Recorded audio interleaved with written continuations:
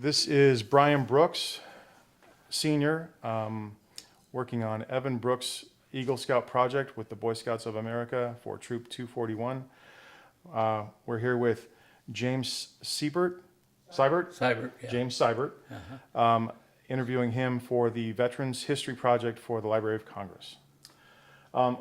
First off, why don't we have you start by saying where you were born and where and when you were born. I was born on a farm near Defiance, Ohio. Well, set 9 miles from Defiance is where I went to school and there and high school, and Jewel High School was a railroad town with a lot of engineers and stuff. So that's about it on that. And do you come from, was there anyone else in your family who was in the military? Oh yeah, I had 3 other brothers in the military. My brother Charles, my oldest brother, was in Alaska. Don was in the Army, but he got something, he wasn't physically fit. Okay. And then Bruce was in the Navy. He was on the Yorktown for about 3 years. That's my other brother. And my brother, who brothers do I have left? I think those were the 3. Yeah. And Wayne was in, he was in the Navy. He was pretty young, but he got in. So he was two. a little boxer. Okay. So you're the second oldest, third oldest? See, I have I had 2 older sisters and an older brother and 2 older brothers, yeah. Okay. So Virginia, my oldest sister's going to be 100 this year. Wow. Wow. And you, how old are you now? I'm 93. 93. Okay. All right. Now, was that part of the reason why you decided to enlist? You know, you're a Marine. Yes. And you had 2 brothers who were in the Navy. Yeah. Okay. Was the reason that you joined because they joined, or? Oh no! I was at Ohio State at the time, and listened to Pearl Harbor when they bombed it and all that stuff. And I decided I was on the wrestling team at Ohio State, and a couple of us joined the Marines. Okay. All right. So, what was it that made you want to join the Marines? Oh, I read about them and liked them. Okay. Liked them what they did. And, Okay. And whether to get a shot at it or not. Okay. All And right. I was scared to death they were going to send me to Alaska, but they didn't. Why? What would have been wrong with Alaska? Oh, just cold and nothing happening. Okay. It was just guarding, you know. You want to go where the action was. Nobody to shoot. So you went to. Now tell me the story about how you enlisted. Why? Where did you go to enlist? Oh, I went to Fort Wayne, Indiana, which is about 50 miles from Defiance, and enlisted because the ones that enlisted in Indiana got to go to San Diego instead of the other one, yeah. Parris North Island. Carolina, yeah. Okay. So that's how we did that, and my brother Don went with me, and I had a couple other guys that enlisted. He got into the Marines, but he found out he had elbow, or I forget what it was, but he got out, yeah. So you all kind of did it as a group. Yeah. Okay. Nice. Okay. So do you have any memories of what boot camp was like? Oh, yeah. What was boot camp like? It was all right. It was a pain in a way, you know. You learn to say yes, sir, and no, sir, and we had a little guy, Sergeant Powers, and boy, he was powerful, and he'd work you over pretty good.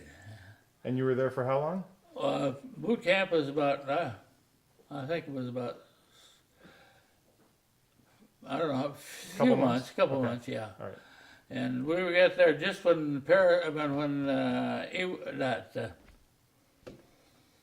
what's the big camp there? Camp Pendleton. Camp Pendleton. Yeah. We got out of boot camp, we went to Camp Pendleton, and it was just getting started pretty good then when I went there, yeah. Okay. So you finished boot camp and then you moved to Camp Pendleton. Yeah. Okay. What was the purpose of going to Camp Pendleton? What did Oh, you we do there? did a lot of firing and shooting and rifle range and machine guns and everything, yeah. Okay. So that's it kept us pretty busy, and so then after that we were sent up to Bremerton, Washington D.C., Bremerton, D.C., Washington, and we spent a little time there, and then they sent us to Indian Island. It's a ship reloading job in the Straits there, and then after that, they got the call, and we went to Bougainville. And what was Bougainville? Bougainville was it wasn't that much. It was a pretty good, a lot of jungle, Okay. and we didn't have too many casualties there. I didn't. In fact, they turned me around and sent me to Guadalcanal when the fighting was just about over. So all that time at Pendleton and up in Washington, they were training you in the infantry. Oh, sure, yeah. Okay. And, All right. and then they tell me on Bougainville, we had a guy by the name of Rat Ballard. He was a little guy, and he got a pair of two-toed Japanese had a boots with two toes in them. They one for climbing trees and stuff, and we had dugouts there on Bougainville, and Rat would walk around up there, and he scared everybody. He said, "My God, those guys are good. They're walking all on the top of us." He would, So now, where is Bougainville? that's near Guadalcanal. Okay, near and the Solomon Islands there. Okay. Okay. So you got turned away from Bougainville and got sent to Guadalcanal. Yeah, All right. We were on the reserves for them, Okay. but they didn't need us anymore. Okay. So, And you went in you enlisted in January of 42? Is that what we? I think it's in November. November of 1942. Okay. yeah, okay. So this would have been 1943. No, 42. Oh, this was 43 when we went up there, yeah. Right. Okay. So Guadalcanal, tell me about that. Oh, that was the big battle we had at the start of the war, and it was pretty secure by then. We were near the Anderson Air Force Base there. The airway, and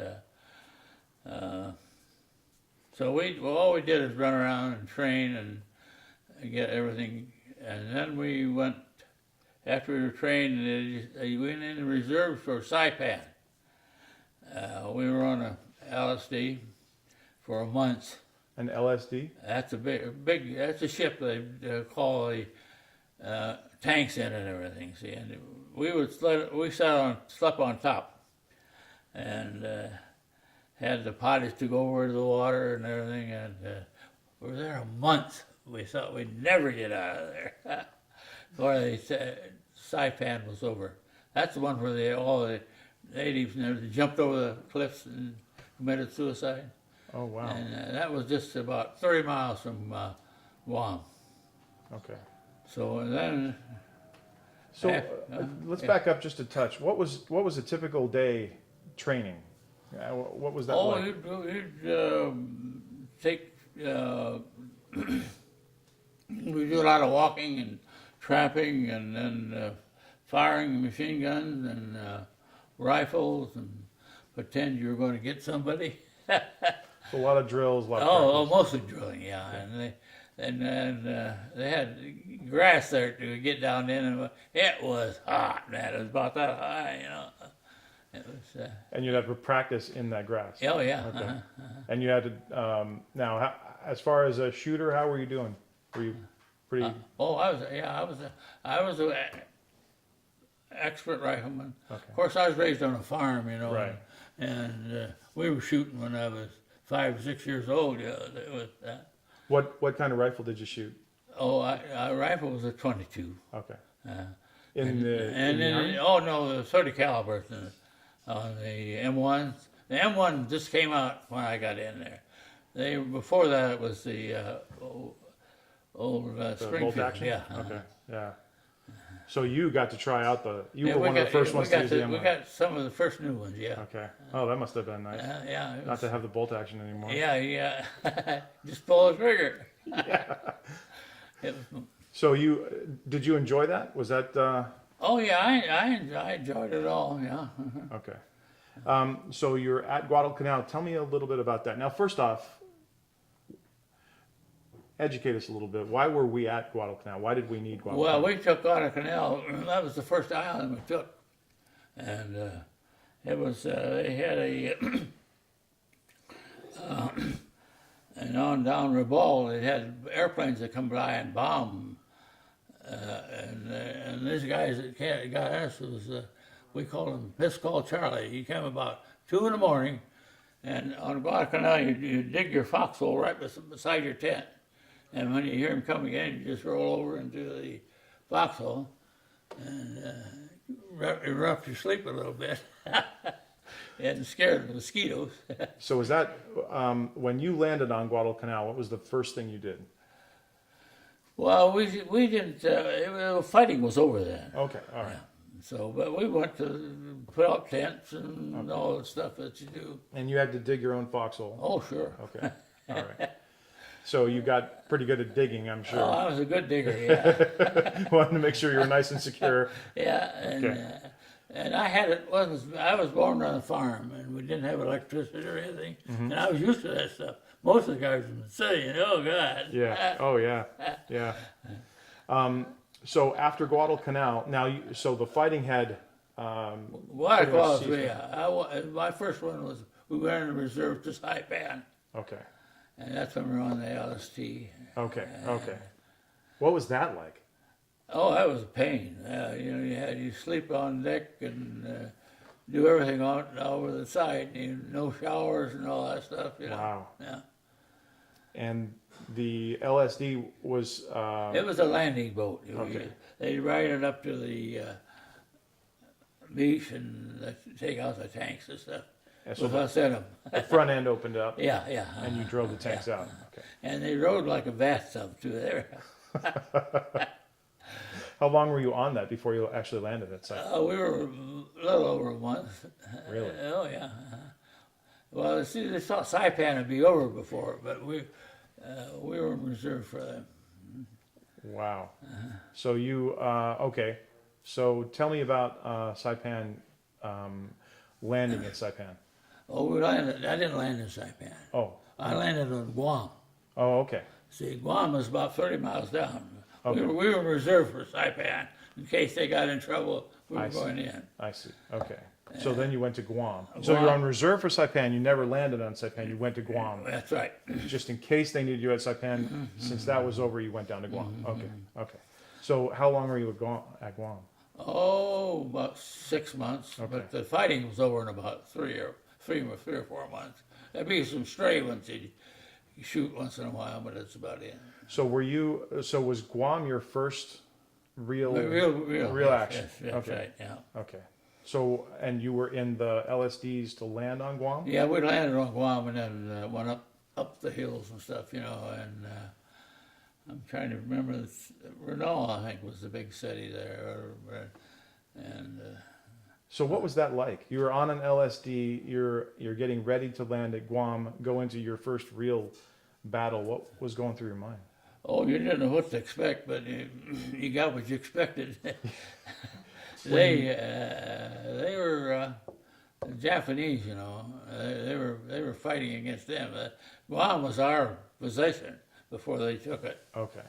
and then we were taking it back. Okay. Got it. So you're taking it back, you're landing, did you come out guns blazing or? Oh, sure, yeah. Okay. Okay. Yeah. And were you taking a lot of fire as well? Yes, we were mortar fire and machine gun fire and stuff, yeah. And it was pretty. We lost probably about a third of our company going in there, wounded and so forth. Really? And So the LSDs open up, the tanks come out. Are you running alongside the tanks or are you in the some tanks? of them you could, yeah, right along the tanks, yeah. Okay. And we followed them in and kind of protect you from that. That's it, yeah. So you're hearing bullets fly around you all over the place. Oh, yeah. Yeah, the mortars bothered me more than anything. Really? Because the Japs had these knee mortars, and you'd see a little puff in the sky. It was their marker to where they were going. It was yellow, kind of, I don't know what it was. But pretty soon you could see the mortars go up and turn and come down. You can watch them. You didn't know whether to stay or move. like a fly ball, Yeah. and you didn't know where it was going to come down. Yeah. Wow. He had a pretty good idea what you're in the vicinity, but Yeah. So your orders, do you remember any of the guys that were there with you? Do you remember who was in command and what your orders were? And been a while, I know. yeah. we had a kid the name of Carpenter that won all the poker games the night before, and he got on. He was the only one of our company that had a baby. He was the only married one, Wow. and he got on shore, and a mortar landed right on the back of his pack, and money was flying. All the money he won, it was flying around there, and nobody paid attention to even pick it up. So it landed on his pack and exploded. Yeah, exploded, blew his pack up. Yeah, Okay. money. So he He's dead. Yeah. Okay. Yeah. Okay. Oh my. Yeah. He was our first casualty, I think. Okay. Oh, And maybe there was others, but I don't. yeah. Yeah. It's funny how what's important at that time, isn't it? Just saving your behind. Yeah. So you're charging up a hill in Guam, Oh, yeah. retaking it. How long did it take to retake Guam? About a month and a half, something like that. So you're battling for a month and a half. Oh, yeah. Okay. And it seems that every time you got into the shore, it rained a lot. That tropical. Well, if you needed a drink, it'd be great, yeah. So what were your nights like? Nights, well, that was, we got a lot of banzai attacks and stuff, you know. That's where the machine gunners came in pretty bit. And two of the kids came in there were killed on the banzai attack. They were both machine gunners too, of course, you know. But you you fire away, you know, and the machine gunners, the barrels get hot. And then after pretty soon you see the tracer bolts, boom, boom, boom, then you know you got to change the barrel pretty quick, yeah. And that was, you carried an asbestos glove, and you take the barrel out and screw the other one in, yeah. Now, did you have to do? You weren't part of the mortar division. You didn't have to fire mortars. They No, fired over no, top of you. that was a division of the same company as ours. Okay. Mortars had their section, and the machine gunners had their section. The flamethrowers, which were the best one of all. You like the flamethrowers. Oh boy, especially on Iwo Jima Okay. and the caves, you know. Well, let's talk about Iwo Jima. So you're done at Guam, and then they deploy you to Iwo Jima. Yeah. Mhm. Okay. So let's first off, why was Iwo Jima important? Because of the planes coming back from bombing Japan, if they were triple or anything, they'd land on Iwo Jima because it's about halfway in between, where they were headed for Guam and So it was detrimental that we had to have Iwo Jima so that we could. oh yeah, because it was a good stopping point because a lot of planes, you know, it's a long way from Japan to Yeah. Right. Saipan. Yeah. Right. Have a drink, then I'll make you up here.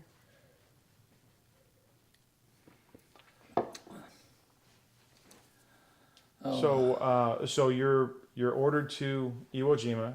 You get back on the LSDs. Is that correct? yeah, well, we weren't off them. Okay. So your nights were spent on yeah, that. trying to ship up to Okay. to Guam Okay. and landed. I think it was Apple Harbor sort of landed there was the landing point. And I'm trying to remember the city, but I don't remember. The only one thing that was funny about Guam is that they had these old oxen carts, you know, rumble along. And there's one little,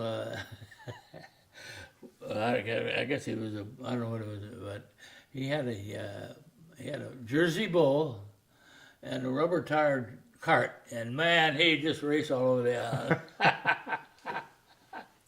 Jersey bulls were faster than the old oxen, yeah. and rubber tires. Yeah. So it absorbed all of the I'll bet he was the hot rod there. Now, what were the carts used for? Just hauling stuff? Yeah, that's Okay. all. That was their transportation mostly, you know. Okay. Okay. Get the kids and take them on the cart and go wherever they were going. Yeah. All right. So, so you leave Guam. You're heading towards Iwo Jima. Iwo Jima, yeah. Now, what are your orders there? Same thing as Guam? Yeah, well, there again, we were in reserves. First and Second Marine Division, I think they landed there. And we didn't. The first 2 days we didn't land. We were waiting, hoping we wouldn't have to go in. Of course. Sure, yeah.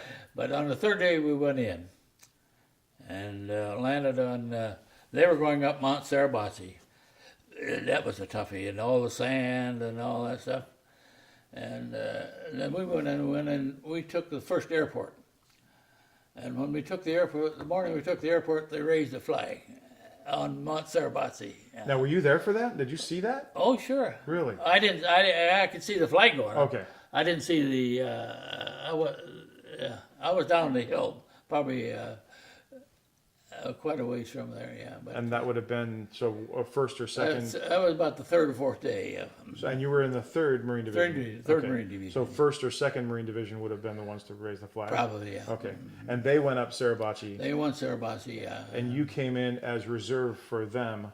Yeah, well, we After. took the airport and stuff. So, Okay. Yeah, and So then you were going to the- And then we went. They stayed on Seibert. We went the other direction. Okay. And we had more caves and stuff than they ever dreamed of there. Right. Now, talk about that, because that was a big thing. That was part of the Japanese. Oh, that was their big. They could go clear across the island without coming up, and that's where the flamethrowers helped, because those little guys, they were tough too. You'd shoot the flamethrower and they'd be kind of running out for shooting them on fire, you know. Wow. And So they had already built up the island. they'd been there for years. Yeah, they had it built. Everything was deep down in. Tunnels. And you'd be going down here where I fired my machine gun on. We got tied up in a little valley down there, and they couldn't get through, and it was getting late, and they had you had to get out and get back into where you were comfortable again. Right, And, yeah. that's where I got my citation for putting a machine gun up on the hill. And, you usually try to get some cover or something. This was right on the side of the hill. That they were flying it down here, and we were up here. Yeah, my machine gun was. Yeah, and it was pretty tricky. A lot of mortar fire. I don't know why they didn't get more machine gun fire at me. So you set up a machine gun without any cover. That's right. And I hired. What was it? Oh, I took. What was it? 8 hours, wasn't it? Fired straight. And You it seemed fired like, a yeah. Well, I mean, it wasn't, but pop, pop, pop, pop, pop here and there and everything. I forget what the citation is. It's whatever it was. It seemed like it was longer than that. Yeah, yeah. So for 8 hours, you manned your post, alert, everything, made sure that. My goodness. And they brought the ammunition up to me and stuff. Crews, they have the kids that carry them up. Right, right. And that night when we pulled back, I had a little guy. It was an ammunition carrier for me. He got shot and we didn't know about it. So the medics, what were they? The corpsmen. Corpsman. Obama called them corpsmen. Okay. He's a professor, and corpsman turned it. Yeah. We had a lot of laughs about that. But they were great, the corpsmen were. And they sent 2 kids up there, just gotten off a ship, corpsmen, and they had a stretcher, and they were going to go out and get the guy. And I said, man, you can't do that. They'll get you, pop you quick. So what I did is I went out. I knew approximately where it was because he was one of my squad. So I went out there and got him and carried him back. Is that right? Yeah, Wow. And Tell them about the corpsmen that were gonna do it. Huh? Tell them about the corpsmen that were gonna do it, and you said, no, you'll get killed. The 2 corpsmen that were. That's what he did. Oh, He you just already did. told Yeah, me. yeah. yeah. Hey, bring a citation. Mike, get that catalog of Tom date in there. My calendar. No, not that. It's on the other table in the back room there. Okay. Give me this so we can show you that. Okay, well, let them keep asking the questions, and we'll get to that. Okay. So, what was the strategy? Now, I know initially it was only supposed to be for a few days. Yeah, well, that's why we were in reserve in case, And the strategy was that finally we broke the backs and went through it and up, and they had Iwo Jima was sulfur mines too, and we got into a place in the sulfur mines. You dig a hole for the night to cover up, and put your poncho down, and God, you could just lift the corner of the poncho up and steam would come running up. Oh my. That's how hot it was there. Wow. So it was brutally hot. Yeah. You're sweating through most of the days. Yeah, and nice hot night. Yeah, yeah. So you were supposed to be out in a couple of days. It took you longer than that. You went in as reserves for backup. Right. And then on a daily basis, what was a typical day for you? I mean, did you? Well, you just moved out and found out where the caves were and shot stuff for the gunners and burn them out. And it was a pretty long day every day, I'll tell you that. And because the trouble was, in Iwo Jima, was they'd come out of those damn caves, you wouldn't even know they were there, you know. Right. And that's how that kid I carried got shot and stuff. Right. And did do you remember the name of the soldier that you carried back? His name was Robin. His last name, I don't remember what his first name was. He was one of the came in our company, but after we had big casualties. Okay. And So that was 3rd Marine Division. He was in the 3rd Marine Division as well. Okay. he was. And his He, last yeah, name he was was one of Robin? my mammal carriers. Okay. All right. And my corporal who was in charge of my squad got killed, and so I was doing most of the stuff on that, you know. Doing how? What do you mean? Oh, tell them where to set the guns. And Oh, what I the- see. yeah, Okay. So when your corporal got killed, you yeah, kind of assumed. I the- think I took over. Yeah. Okay. And how many men were you taking charge of at that point? Oh, probably my squad, probably 30. Okay. Uh-huh. All right. Had 2 or 3 machine gunners there. Yeah. So you mostly fought during the day? Oh yeah, you'd get some fighting at night, but finally after a while they got some dogs they brought in and kind of warned us that we were coming and stuff. Okay. But I remember one dog was snoring. We thought the Japs would hear him. He's a big black old dog, but he. Now, what were your nights like? Where did you have to go back to the? Oh no, where were we digging? Okay, all right. Mostly, unless it was there was pretty rough. So were you moving forward on a daily basis, or? Yeah. Okay. So you set up camp every night. Yeah. Oh yeah. someplace new. Well, the Okay. camp was a hole in the ground. and Right. that- Right. That's what was your camp. Wow. And then after that, after they declared Iwo Jima secure. And since we were the last company, I mean, the company in 2 days later, we got to stay. And what we'd do every night, we'd find water holes and stuff, and we'd go out and set the machine gun up or whatever to keep the Japs from getting together, and shoot a few of them at night, you know. And one night it was raining pretty hard, and I had to it was kind of down a slope hill like this, and I set the machine gun up here, and threw my poncho over it a little bit, and sitting there, and all of a sudden somebody stood up right in front of me. It was coming up the hill. I didn't see him, you know, and I couldn't get to the machine gun, but I had a 45, and I kind of sat back like that and blew him away. He was Wow. a lieutenant or an officer of some kind. It was trying. Wow. And he didn't see you. He Or- didn't see me, and Wow. I saw him because it was a background scene. We were on the side of the hill here. Right. Yeah. Right. So Wow. we did a lot of that sort of stuff, going out trying to find. And that was after it had been declared safe. Yeah. We Oh, my. Secured. Okay. That's why we did. That's why we stayed there until the 12th. Everybody else had gone. Just.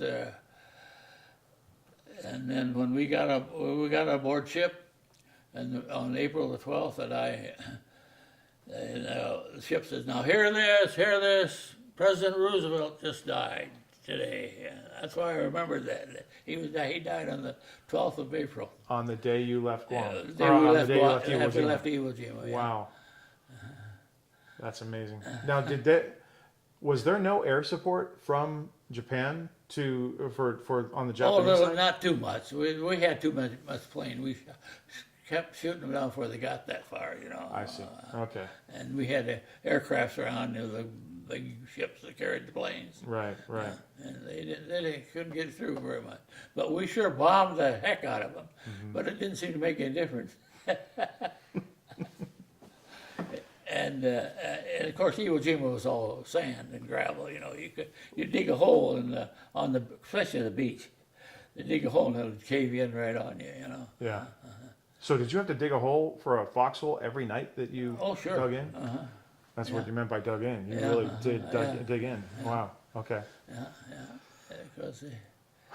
Because you know it protects you from mortars and stuff too, unless they landed right on you. Yeah. Wow.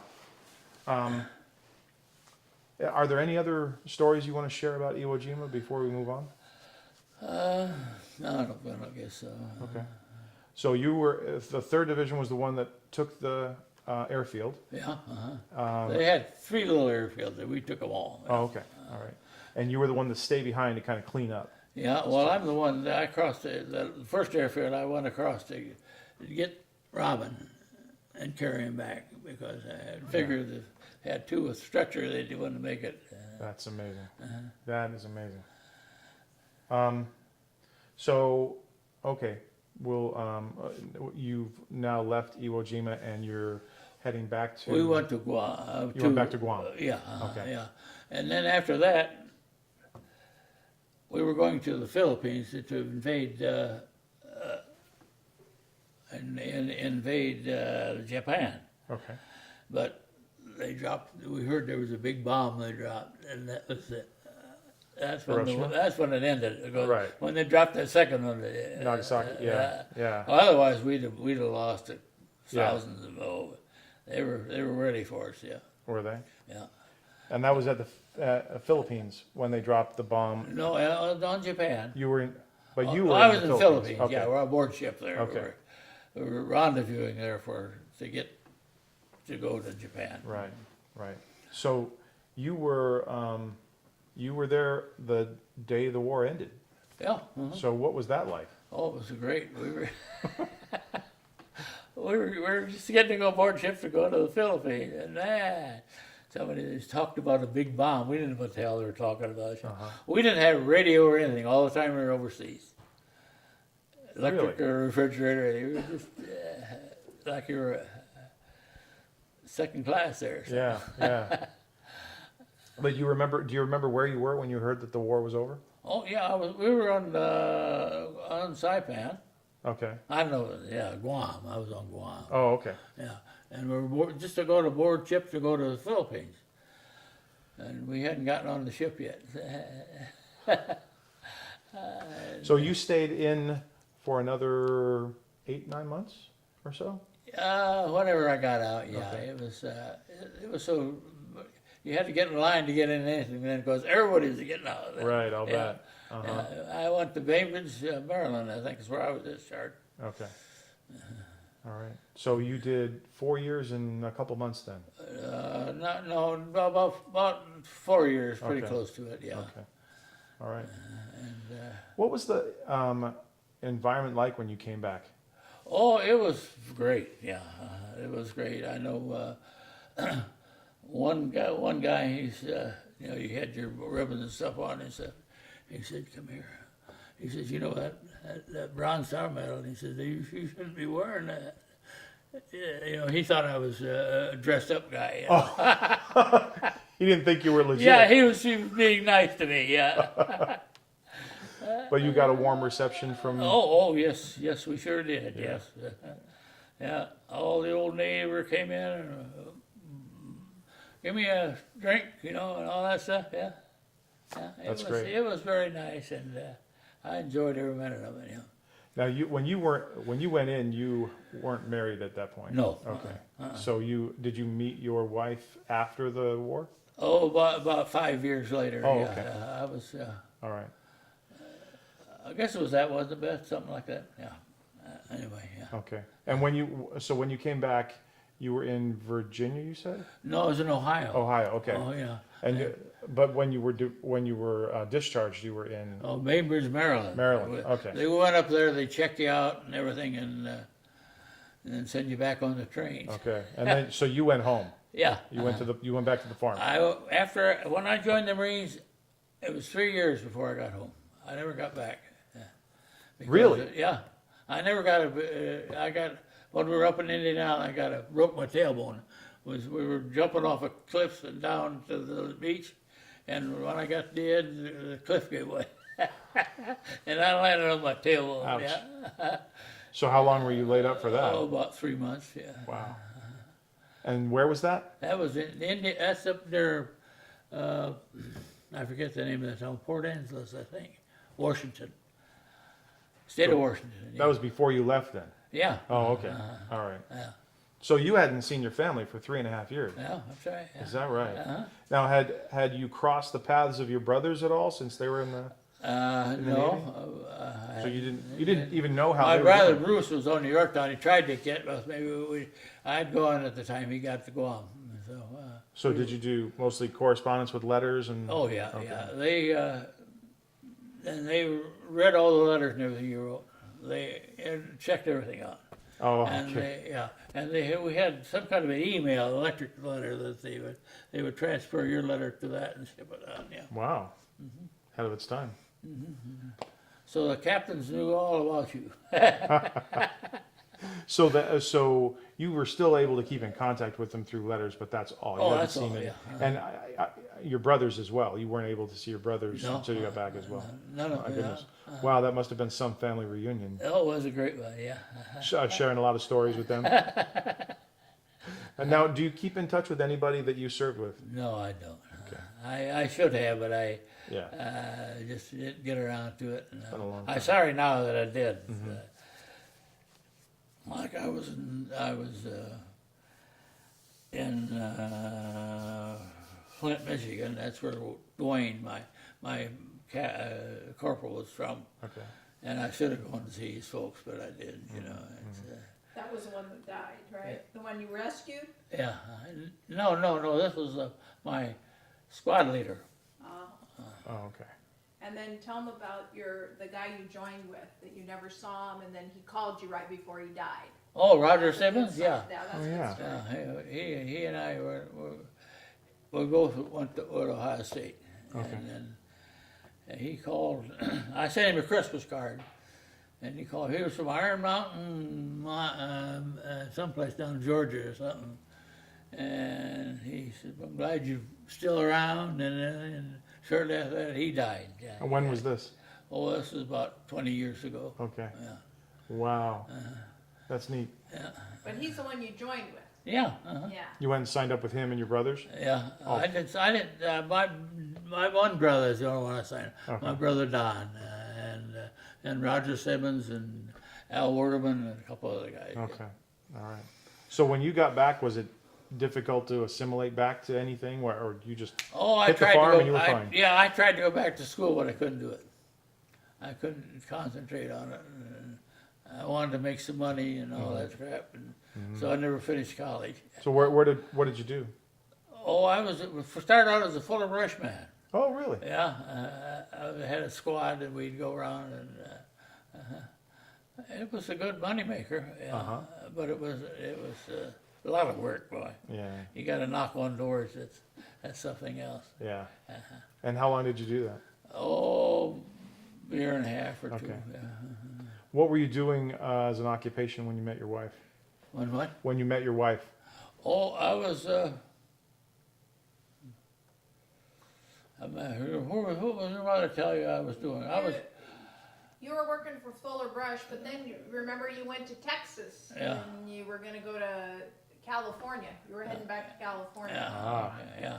And Roger Simmons was giving you his job because he got called back. Oh, that's right. Yeah. I went to see Roger in Dallas, Texas. He was with the Magnolia Seed Hardware Implement Company, and the day I got there, he'd gone to college where as an officer. And they shipped him out the day I got there. I never did see him. Really? And then I didn't like Texas that much. When I left, he came back. they're just long enough to take his Yeah, place. just a day or two different, yeah. So now, Rogers went on to, what was the war after that? Korea. Korea. uh-huh. He got drafted back in because he'd taken the college stuff, you know. So he went in Yeah, as, he was in forward. officer? He was an observer there for quite a while. okay. And now, when you got out, did you have any desire to go back in, or No, you were done? no, I- Didn't want to go back yeah, to for no. Korea? Yeah. No, Well, I didn't. That is You the had truth. done your, Yeah, you had served your country. Yeah, yeah. Well, I was just a little old corporal, you know. And Right. And So, tell me about you meeting your wife. oh, I'm trying to remember where I met her. Uncle Wayne, Oh yeah, my younger brother was Wayne. Went to school with her, Okay. and she was a couple of classes. Oh, what a grade ahead, wasn't she? she was about 7 years younger. Yeah. And she was the, what was it? Glass bowl queen. She was the glass bowl queen of Toledo, Ohio. She was prettier than her mother even. Yeah. Far pretty. Well, she had a shoe. She had 7 brothers to put up with. So you two got married, and that was back in the Midwest, in Ohio. Yeah, I was in Texas at the time. I came back, got married, and went back to Texas for a few months more. Okay. And, And then we went. I don't remember where we went. I've traveled around a lot, Uh-huh. and I could make more money at the Fuller Brush Company than any other things. Well, anytime I wanted to trade, I'd just go and get a job at the Fuller Brush Company, and So you were back and forth with I Fuller didn't have Brush. to look for a job really. That's great. So what brought you out to California? You fell into a ditch when you were a Fuller Brushman. You were out training Yeah. someone and you fell in a ditch. Yeah. Oh, yeah. It was in Michigan. It was snow about that deep, and we were trudging up these houses and selling brushes, and it was looking pretty even there. And I stepped, and I went down the ditch, and I was up to here, and I had my suitcase up here. And I came home to my wife, and I said, "Let's get the hell out of here." All those foxholes, and you hadn't been trained enough to stay out of a ditch in the snow. Huh? Yeah, well, the snow over them. So you came out to California, and how many kids did you? Oh, yeah. Eventually at the time, we had 3 or 4, didn't we? At the time you had 4 with the 5th on the way. Yeah. Wow. And eventually you had a family of 8. 8. 8 kids. Okay. And you've been in California since. Since then, yeah. okay. I don't want to go back. It's All right. pretty Well, nice there, is there anything that we didn't cover that you want to mention? Or? yeah. I don't know. Do you remember anything, Barry? I don't think too well anymore. I guess that happened when you're 93. Oh yeah. Hold the same. Let's see this. Oops. Can you get it? Here, can we do this? How's that? Yeah. This is the Bronze Star, the letter for the Bronze Star. And that's him getting it right there in the middle. Wow. That's, Where he that's was. General Ray V. Erskine that's sticking me with it. Yeah, I pinned him. Wow. Good looking guy. Yeah. And then there's the Bronze Star. That's what we get. Wow. Every year we go to have a reunion down in Pendleton, Uh-huh. and this is the flags and stuff they put out. Can you get that?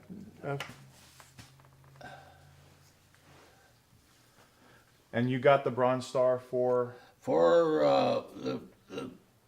how many hours did they say was she firing? 2 hours. They 2 said. hours. Yeah. It seemed like 10, I guess. Okay. Yeah, probably did. 2 hours straight. And then and going back the Bronze Star really is for rescuing someone. Okay. So when you went in to get Robbins. I wanted to get Robbins and picked him up and carried him back across the airfield. Wow. So it was, but I made it. Yeah. Oh yeah. 93? 93, yeah. 93. Yeah. Yeah. That's great. And 8 kids later. 8 kids, yeah. And how many grandkids? Oh God, how many? Ben? How many grandchildren? you have? Probably 20. I mean Wow. 40. No, Grandma had 40. You have about, I think you have 16 or 17 grandchildren. Yeah. 16 or 17 And a grandkids. great grandchild. Yeah. Wow. Yeah. Wow. Yeah. So. Well, this was a pleasure. Thank you very much for taking the time to do Oh, this I'm for glad us. to do it. I hope I didn't mess things up too much. Not at all. Not at all. Why don't we stop tape?